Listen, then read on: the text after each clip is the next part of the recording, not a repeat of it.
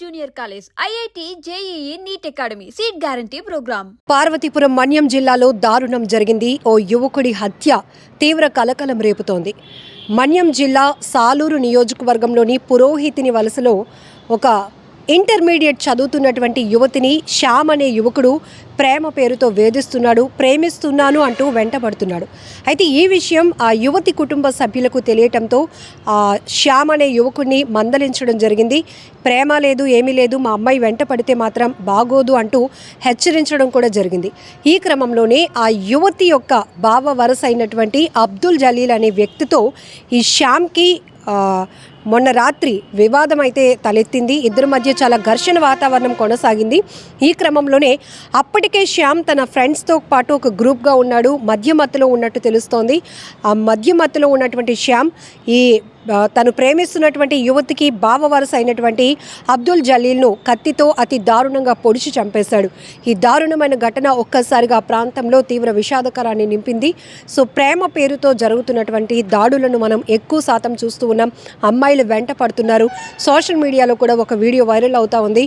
ఒక పాపని తను ప్రేమిస్తున్నాను అంటూ ఓ యువకుడు పీక పైన కత్తి పెట్టి బెదిరిస్తూ ఉండటం, అసలు ఇంకా పిల్లల్ని ఎలా పెంచాలి, ఎలా వారికి రక్షణ కల్పించాలి అనేటటువంటి ఒక ఆవేదన, ఒక ప్రశ్న ప్రతి ఒక్కరిని కదిలిస్తున్నటువంటి పరిస్థితులు ఉన్నాయి. ఈ మధ్య ఎక్కువగా ప్రేమిస్తున్నాను అంటూ వెంటపడటం, వాళ్ళు స్కూల్కి వెళ్ళా, కాలేజీలకు వెళ్ళా, పనికి వెళ్ళే చోట, డ్యూటీస్కి ఆఫీస్కి వెళ్తుంటే అక్కడ కూడా వెంటపడుతూ ఉన్నారు.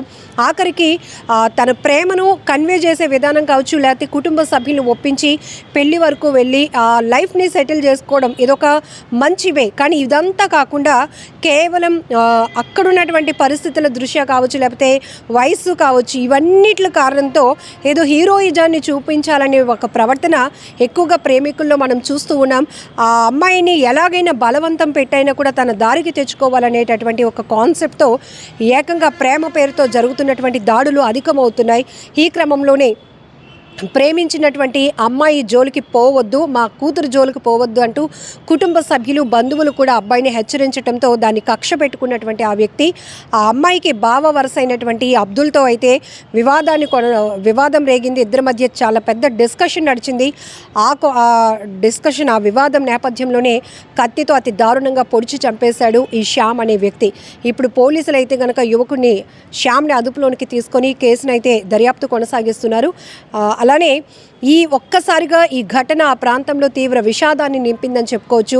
అమ్మాయిల్ని, పిల్లల్ని బయటకు పంపించాలంటేనే భయం వేస్తుంది. వాళ్ళకి ఎలా సెక్యూరిటీ మేము కల్పించగలం అనేటటువంటి ఆవేదన తల్లిదండ్రుల్లో కూడా కనపడుతోంది. ఎంత డిసిప్లిన్గా పంపిస్తున్నప్పటికీ కూడా ఇలా ఆకతాయిలు, ప్రేమ పేరుతో వేధించటం, ర్యాగింగ్ చేయటం, లేకపోతే గ్రూప్గా ఫామ్ అయ్యి వెళ్తున్నటువంటి ఆడపిల్లలను ఏదో ఒకటి అనటం, ఇలాంటివి చేస్తూ ఉంటే ఈ అమ్మాయిల్లో కూడా ఒక రకమైన భయం కలుగుతోంది.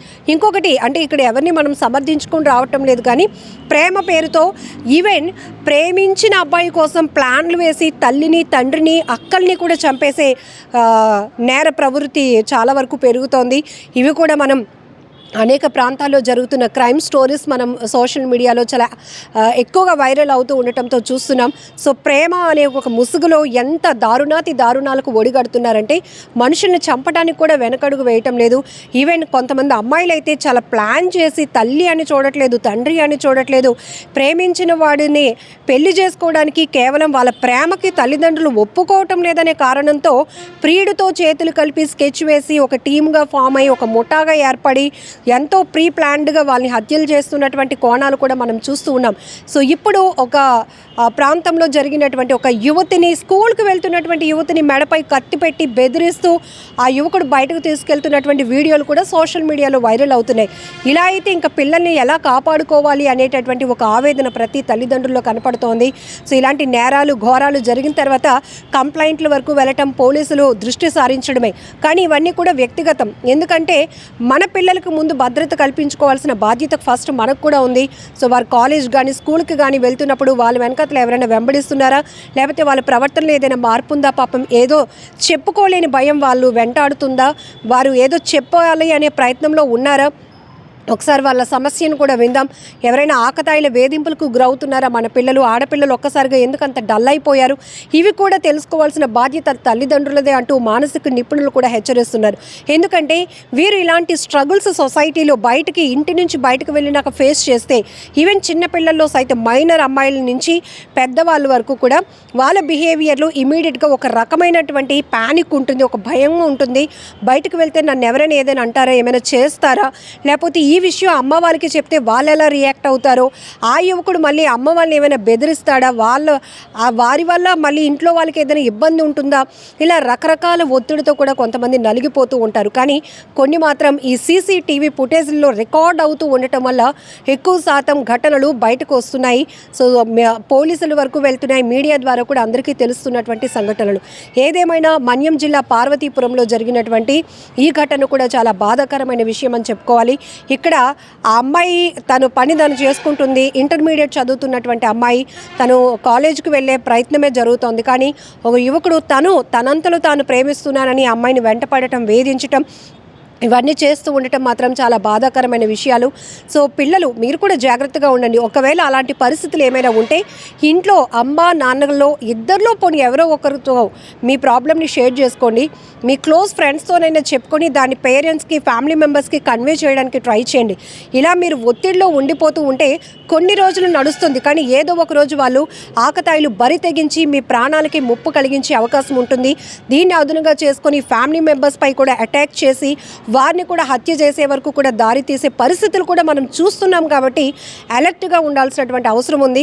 అలాగే తల్లిదండ్రులది ఎంత బాధ్యత ఉందో టీచర్స్ కూడా క్లాస్లో కానీ పిల్లలు కొంత వాళ్ళ బిహేవియర్లో చేంజ్ అనిపించినా, కొంచెం డల్గా అనిపించినా ప్రేమతో వాళ్ళని ట్రీట్ చేసి తెలుసుకునే ప్రయత్నం చేయండి. కొన్ని ఘటనల్లో కీచక ఉపాధ్యాయులు కూడా మారిపోయారు. ఇలాంటి సమస్యలతో ఉన్న వాళ్ళని కూడా వాళ్ళకు అనుకూలంగా మలుచుకొని వారిపై అఘాయిత్యాలకు పాల్పడటానికి కూడా వెనకడలేదు. సో ఇలాంటి పరిస్థితిలో కొంతమంది టీచర్లు కూడా కీచకులుగా మారిపోతున్నారు. బయటకు వెళ్తే ఆకతాయిల వేధింపులు ఆగటం లేదు. ఇంట్లోకి వస్తే నువ్వు తిన్నంగా వెళ్ళిరా అనేటటువంటి మాటలే మనకి వినపడతాయి. కానీ ఒకవేళ వాళ్ళకి ఎలాంటి సెక్యూరిటీ కల్పించాలి, ఒకవేళ తమ పిల్లలు ఈ రకమైన వేధింపులకు, ప్రేమ వేధింపులకు గురైతే దాన్ని ఎలా పాజిటివ్ వేలో ట్రీట్ చేయాలి, దాన్ని ఎలా సున్నితంగా ఆ అంశాన్ని క్లోజ్ చేయాలి అనే విషయం కూడా కొంతమందికి తెలియట్లేదు. చాలా అగ్రెసివ్గా వెళుతూ ఉండటం వల్ల కక్షలు పెంచుకుంటున్నారు, హత్యలు చేయడానికి కూడా వెనకట్టం లేదు. ఏదేమైనా ఈ ఘటనపై కూడా మీరేమంటారో కామెంట్ బాక్స్లో మెన్షన్ చేయండి.